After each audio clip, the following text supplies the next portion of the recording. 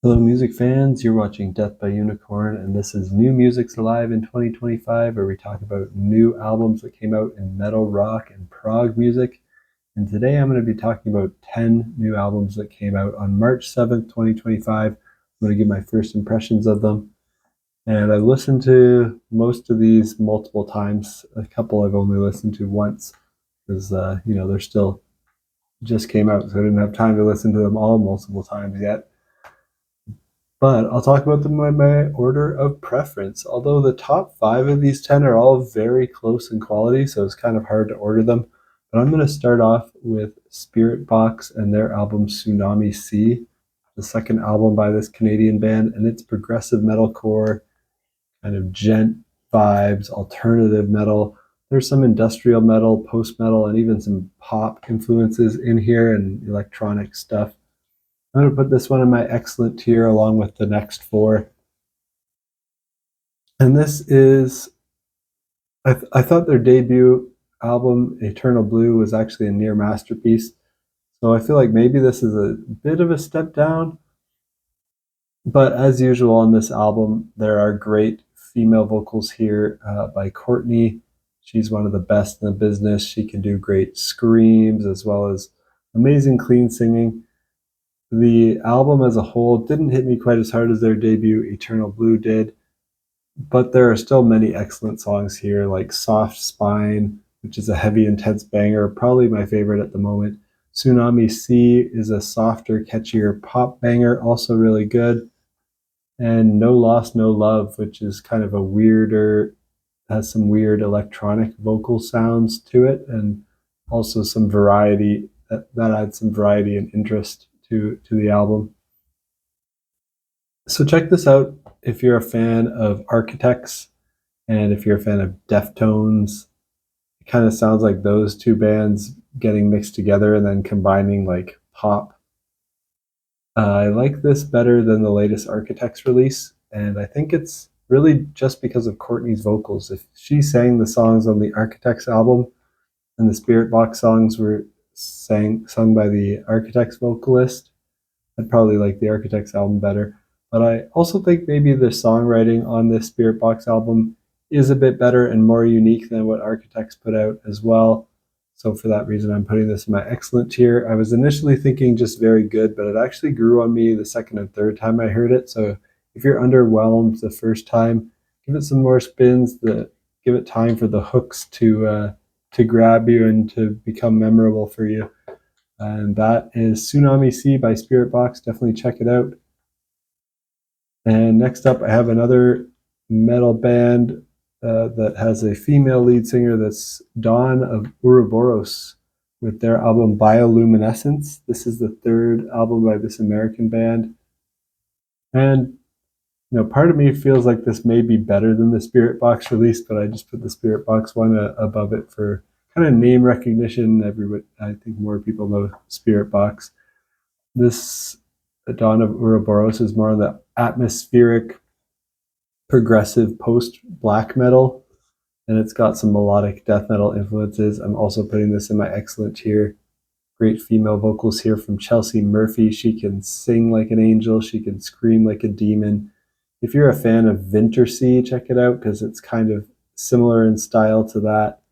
And I also love the second album by Dawn of Ouroboros, Velvet Incandescence from 2023. I still think that's an excellent release too. I don't know that I've heard their first album yet, but their second and third are excellent. I should probably go back and check out their debut. They're continuing their excellence here. The single that I heard ahead of time, Slipping Burgundy, I loved it. I like how it starts off soft and kind of jazzy, and then it picks up and becomes heavy. It's probably my favorite on the album at the moment. Next up, I want to talk about Cryptosis and Celestial Death. So we've got 3 kind of metal albums in a row here, and then I'll move over to 3 prog rock albums in a row. This one is also progressive metal, the second album by this band from the Netherlands, but it's progressive, technical, blackened thrash metal. They've got melodic black metal, symphonic black metal, and death metal influences in here with the thrash and the prog. And I'm also putting this in my excellent tier. I also thought their debut album was very good. I enjoyed their split with Vector, so I was looking forward to this. And I heard the track Faceless Matter ahead of time. I enjoyed that. So check this out if you're a fan of progressive thrash metal bands like Vector and Voivod. And if you want to hear that mixed with more black metal, death metal, symphonic metal influences too, if you're a fan of Emperor, Eson, and Death, kind of put all those bands together, and that's kind of what Cryptosis sounds like. That sounds good to you. Check out Celestial Death by Cryptosis. Now let's talk about some prog rock albums. I got 4 of those in a row now to cover. Also in my excellent tier, March 7th, Echolyn put out Time Silent Radio 2. This is the 11th album by this American band, and it's symphonic progressive rock. Also my excellent tier. Now, Time Silent Radio 2 just has 2 tracks, and they're long prog epic tracks.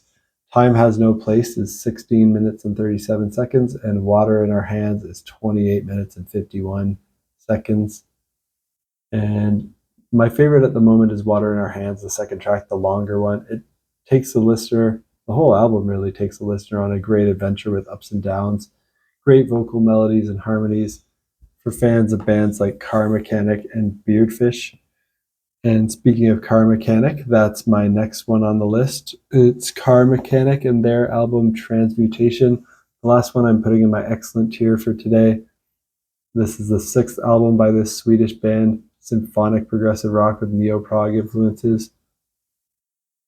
And I'd never heard an album by Karmakanic before, this one, but I looked at the special guest list on this album. I knew I had to hear it. Jonas Reingold plays bass. I enjoy his work with The Tangent and Kaipa, and he also plays with the Steve Hackett Band, in addition to many other bands, and he was formerly in the Flower Kings. Then the special guests on this album include Andy Tillison from The Tangent, Simon Phillips on drums on 3 tracks, John Mitchell, Randy McStein, Craig Blundell on drums on 2 tracks, Nick DiVirgilio on drums on 1 track, Steve Hackett on nylon acoustic guitar on 1 track, and more. So the album ends with an almost 23-minute long prog epic title track, Transmutation, which is excellent. So that closing epic is my favorite track on the album at the moment, but my next favorite at the moment is Cosmic Love, which is a more accessible, catchy, poppier song, but it still sounds kind of proggy. If that sounds good to you, check out Transmutation by Karmakanic. Now let's go to my very good tier, where I have Echolyn's other album that came out on the same day, which is Time Silent Radio 7, the 10th album by this American band, also symphonic progressive rock. It's wild that they released their 10th and 11th albums on the same day. And these are actually the first 2 Echolyn albums I've heard in full. I heard some preview tracks to these albums on a live stream on the Prog Corners YouTube channel, so definitely check out his live streams over there. He previews some pretty great music. I really enjoyed the songs that I heard there, and their Kickstarter supporters already got these albums in January 2025 via download, so they got it well before this official release date in March. Time Silent Radio 7 has 7 shorter tracks. They have more typical song structures to them. They're more accessible, poppy than the songs on Time Silent Radio 2. That has the long prog epic songs that I mentioned. I like this one, number 7, a lot too, but I like number 2 just a little bit better. So I gave 2 an excellent rating and 7 a very good tier rating. And next up is Ghost of the Machine with Empires Must Fall, the 2nd album by this band from the UK, also symphonic progressive rock, a bit of an AOR, neo-prog influences, even some moments with a little bit of metal influence shining through. I haven't heard the debut album by Ghost of the Machine yet, but I like the 2 singles that I heard from this album ahead of time. The whole album contains very melodic and accessible prog rock music. Check it out if you're a fan of Genesis and Marillion. The opening synths and percussion on the third track, Panopticon, really gave me Genesis and Phil Collins vibes for some reason. The album has 6 tracks. It ends with an over 14-minute prog epic called After the War, which is great. The whole album features great vocals that sound a bit like a higher pitched Phil Collins. There's great synth sounds all over the album, and the track The One is a catchy shorter track as well. If that sounds good to you, check out Empires Must Fall by Ghost of the Machine. 3 more albums to go in this video here. We've got Whitechapel with Hymns in Dissonance, the 9th album by this American deathcore band, also in my very good tier. I thought their last album, Kin, was very good as well, and I think I've only heard Kin and The Valley, their last 2 albums before this, and I know that those are different from their earlier albums. So I kind of know this band from their sound on Kin and The Valley. Those 2 albums have a much more progressive vibe and more clean vocals mixed in with the deathcore sound. This one apparently returns to their earlier sound, a much more brutal deathcore. It's intense, it's heavy, it's brutal. It uses mostly brutal, harsh death growls and screams and chuggy guitar riffs and breakdowns. It's all very well done, but I can't help but find it a bit less exciting to me than Kin.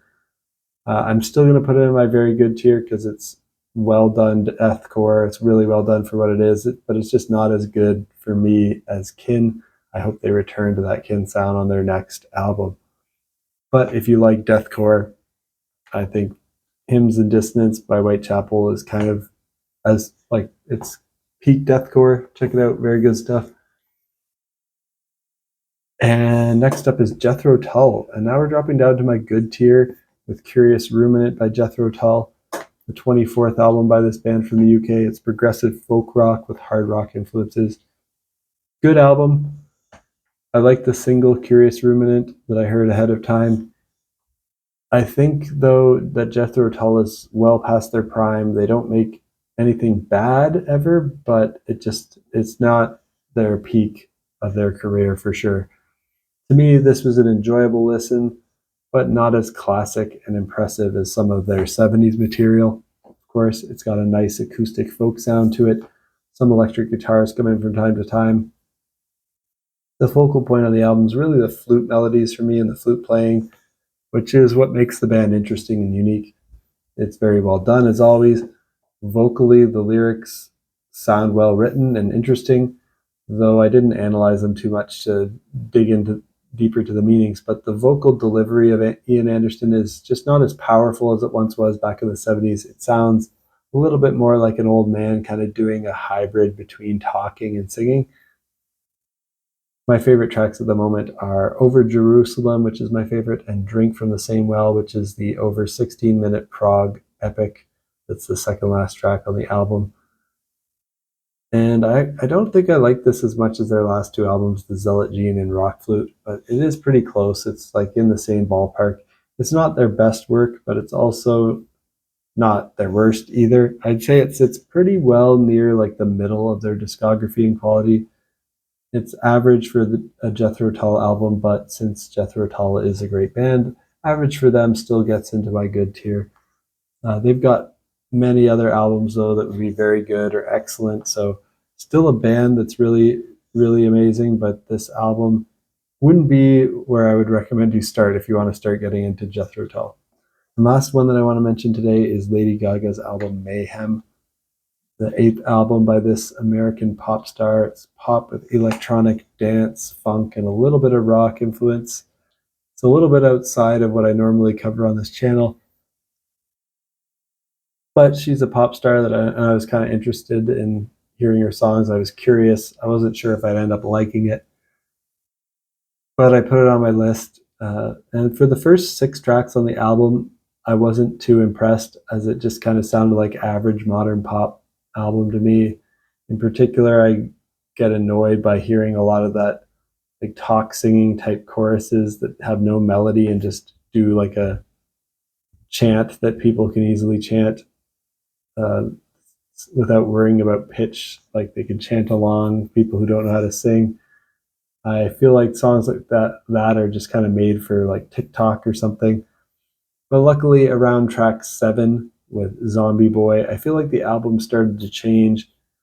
Or if the album didn't change, maybe it was just my mindset was changing at that point, and I got more into it. The songs started to get a lot funkier. They had great bass lines. The choruses started getting more melodic, and they have really well performed vocals. Synthesizers started to sound cool, like a throwback to the 80s. So I continued to be impressed with the next track, Love Drug. I thought How Bad Do You Want Me sounded like it could be a Taylor Swift song, which wasn't ideal for Lady Gaga. It's not what I want to hear from her. So I was let down by that a bit after 2 great songs in a row. But then it picked up again for the next handful of songs, and the album ended with a really catchy duet that I had already heard many times on my car radio, called Die With a Smile, that features Bruno Mars. That is a powerful vocal duet that sounds like it will be like a hit karaoke song for couples that really know how to sing. I could just see, couples with talent really showing off in the karaoke bar by doing that duet. Very catchy, well-performed album, and that song in particular is a solid way to end the album. For the first 6 songs, I was going to give this album an average tier rating, but there are at least 6 songs after that which I would give a very good tier rating. So I'm going to split the difference in quality and call it a good tier album. And it's surprising to me that Lady Gaga's album is pretty well close to Jethro Tull's album in quality, like they're neck and neck, in my opinion. I expected a bit more from Jethro Tull based on their history of greatness, and I didn't really have high expectations from Lady Gaga. But, that's just how things work out. Some things that you go into with higher expectations disappoint you, and things that you go in with low expectations can surprise you.